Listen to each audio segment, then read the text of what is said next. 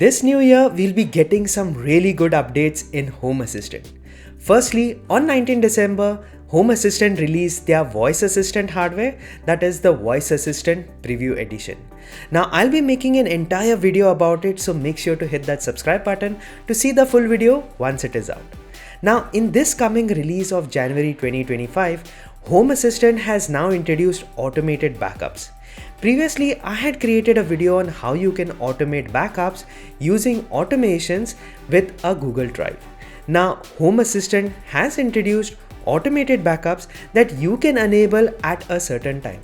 Not only that, all backups will now be encrypted by default, which was optional before using a password.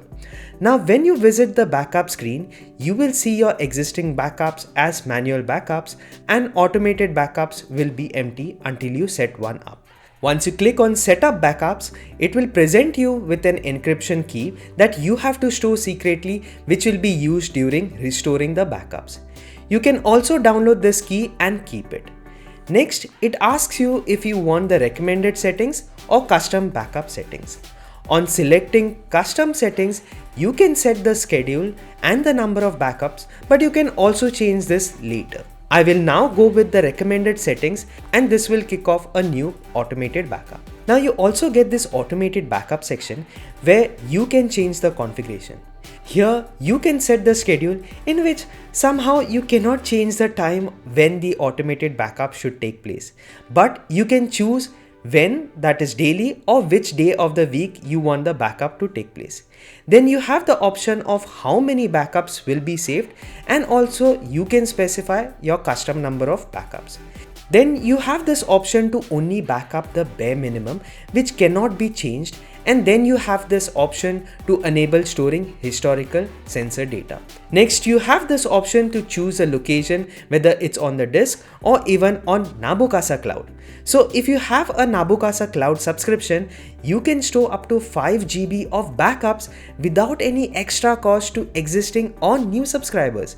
Now, if you want to support the Home Assistant devs, then definitely subscribe to the Nabokasa Cloud and take the advantage of features like remote access and now features like this cloud backups. Then finally, you have this option again to download the encryption key or even change the encryption key. As of now, there are no integrations with other storage options like a NAS or a Google Drive, but these features will come soon in the future. In December, we had the What the Heck month and we had a few features already in this release.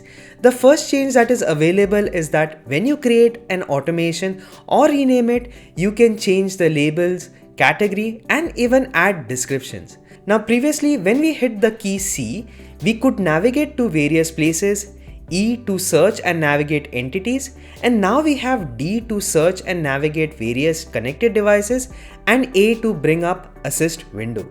Another update is related to zooming and panning graphs in Home Assistant. In case of Mac OS, you can press the command button and scroll the mouse wheel to zoom in and hold and move around to pan. Next, in case of Voice Assistant, we now have this option to control if the new entities should be exposed to the Voice Assistant or not. Now in the Energy dashboard settings, you can now reorder the devices in the list. Then we have a few more what the heck updates like asking you to save before leaving an automation, filtering labels, and also the full input conversation will now be available to sentence triggers. Now we have quite some new integrations in the new release, right from Cookie-Dough to Watergate. Then in the dashboard background settings, we now have a few more options to customize the background. We can change the transparency of the background, select the size of the image, change the alignment of the image, and even decide if the image should repeat or not.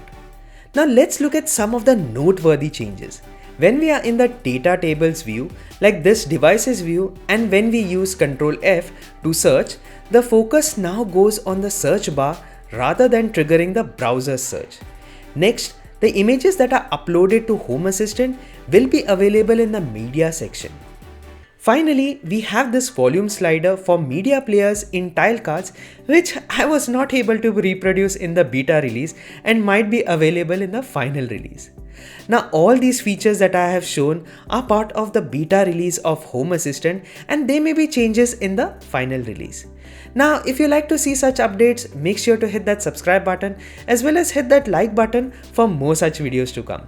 Till then, take care and I will see you in my next one.